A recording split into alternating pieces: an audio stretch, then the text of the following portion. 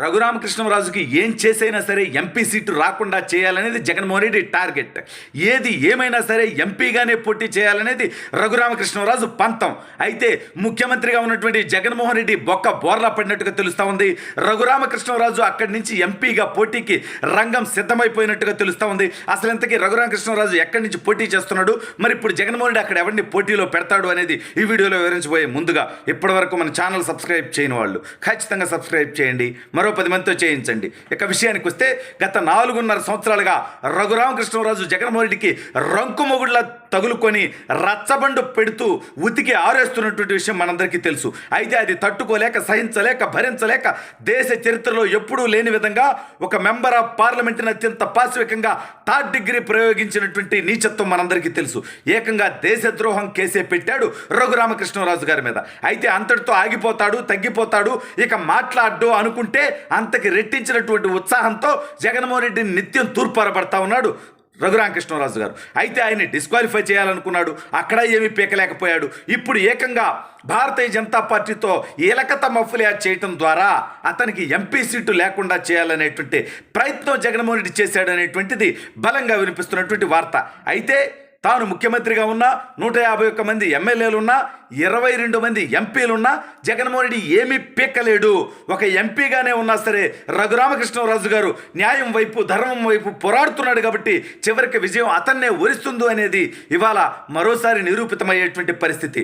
ఎట్టి పరిస్థితుల్లో రఘురామకృష్ణరాజుని మళ్ళీ పార్లమెంటులో చూడకూడదని జగన్మోహన్ రెడ్డి కలకంటూ ఉంటే ఏం చేసైనా సరే మళ్ళీ ఎంపీగానే నిలవాలి, గెలవాలి, జగన్మోహన్ రెడ్డి తొత్తర తీర్చాలి అనేటువంటి పంతంతో రఘురామకృష్ణరాజు గారు ఉన్నారు. అయితే మొత్తానికి జగన్మోహన్ రెడ్డి కొంత గెలిచాడనే చెప్పుకోవచ్చు.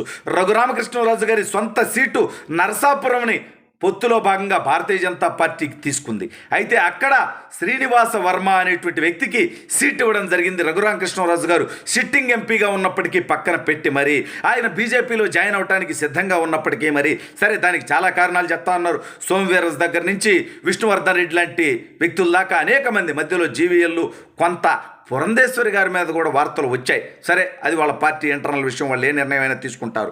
అయితే ఇంతటితో కథ ముగిసిపోయింది.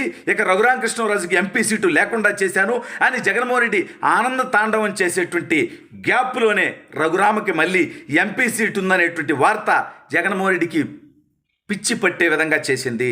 ఇంతకీ రఘురామకృష్ణరాజు గారికి అసలు ఎక్కడ ఎంపీ సీటు ఉంది అంటే వాస్తవంగా నరసాపురం పార్లమెంట్లో ఉన్నటువంటి 7 అసెంబ్లీ అభ్యర్థుల్లో 2 చోట్ల జనసేన పార్టీ పోటీ చేస్తూ ఉంది. అదేవిధంగా తెలుగుదేశం పార్టీ మిగిలిన స్థానాల్లో పోటీ చేస్తూ ఉంది. అయితే వీటిల్లో తెలుగుదేశం పార్టీ, జనసేన పార్టీ అభ్యర్థులు ఎక్కడైతే పోటీ చేస్తూ ఉన్నారో శాసనసభ అభ్యర్థులుగా, వాళ్ళంతా కూడా ఈ యొక్క శ్రీనివాస వర్మకి సీట్ ఇవ్వడం మీద కొంత అసంతృప్తి వ్యక్తం చేస్తూ వాళ్ళందరూ ఒక సమావేశం పెట్టుకోవడం జరిగింది. రఘురామకృష్ణరాజు గారికి సీటు ఇవ్వాలని. సరే ఈ సమావేశం ద్వారా సీటు మారుతుందా లేదా పక్కన పెడితే విజయనగరం నుంచి తెలుగుదేశం పార్టీ ఇంకా పార్లమెంట్ అభ్యర్థిని ప్రకటించలేదు. సరే అక్కడ కళా వెంకట్రావు గారి పేరు ఒకవైపు, మరోవైపు గేదెల శ్రీనివాసు, మరోవైపు కలిశెట్టి అప్పలనాయుడు, ఇలా రకరకాల పేర్లు విజయనగరం పార్లమెంటుకి వినిపిస్తూ ఉన్నాయి. కానీ వీటన్నిటికంటే ప్రముఖంగా రఘురామకృష్ణరాజు గారు అక్కడ సర్వే చేయించుకుంటే దాదాపుగా ఆయనకి అంటే రఘురామకృష్ణరాజు గారు క్యాండిడేట్ కాకపోతే అక్కడ మొత్తం నెల్లూరు జిల్లా నుంచి శ్రీకాకుళం వరకు, కొంత విజయనగరం జిల్లాలో మాత్రమే తెలుగుదేశం పార్టీ కొంత బలహీనంగా ఉన్నటువంటి నేపథ్యంలో రఘురామకృష్ణరాజు గారు కనుక విజయనగరం ఎంపీగా పోటీ చేస్తే ఆ విజయనగరం కూడా తెలుగుదేశం పార్టీకి పూర్తిగా అనుకూలంగా మారేటువంటి పరిస్థితి. ఆ యొక్క అసెంబ్లీ స్థానాలు కూడా మొత్తం 7 స్థానాలకు గాను 5 నుంచి 6 స్థానాలు ఈజీగా తెలుగుదేశం పార్టీ గెలిచేటువంటి పరిస్థితి. విజయనగరం కానీ, బొబ్బిలి కానీ, రాజాం కానీ, అదేవిధంగా చీపురుపల్లి కానివ్వండి, గజపతి నగరం కానివ్వండి, హెచ్చర్లు కానివ్వండి, ఈ సీట్లన్నీ కూడా తెలుగుదేశం పార్టీకి అనుకూలంగా మారేటువంటి పరిస్థితి కనిపిస్తూ ఉంది. ఈ నేపథ్యంలో రఘురామకృష్ణరాజు గారు విజయనగరం నుంచి కూడా ఎంపీగా పోటీ చేయొచ్చు అనేటువంటి వార్తలు వస్తూ ఉన్నాయి. ఈ గ్యాప్లో నరసాపురం ఎమ్మెల్యే, అదేవిధంగా భీమవరం ఎమ్మెల్యే అంటే అక్కడ ఆల్రెడీ జనసేన పార్టీ అభ్యర్థులను ప్రకటించింది, బొమ్మిడి నాయకర్ కానివ్వండి, లేదా రెండో అభ్యర్థి భీమవరం నుంచి పులపర్తి రామాంజనేయులు కానివ్వండి, అదేవిధంగా తెలుగుదేశం పార్టీ ఉండి అభ్యర్థిగా ఉన్నటువంటి రామరాజు కానివ్వండి, వీళ్ళల్లో ఒకరు తప్పుకొని రఘురామకృష్ణరాజుకి అవకాశం ఇవ్వచ్చు అనేటువంటి వార్తలు కూడా వస్తున్నాయి. అయితే అసెంబ్లీకి వెళ్తే జగన్మోహన్ రెడ్డిని నేరుగా ఢీకొట్టొచ్చు. అసెంబ్లీలో రఘురామకృష్ణరాజు గారి ప్రశ్నలకు జగన్మోహన్ రెడ్డికి మైండ్ పోయేటువంటి పరిస్థితి ఉంటుంది.